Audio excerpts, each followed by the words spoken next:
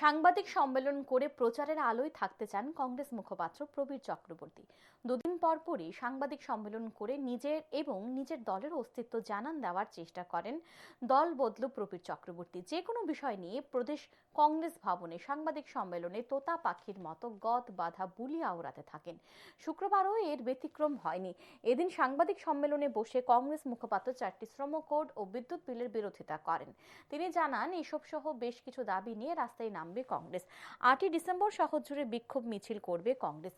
বিক্ষোভ মিছিল থেকে বিদ্যুৎ বিলের ড্রাফট পুরানো হবে।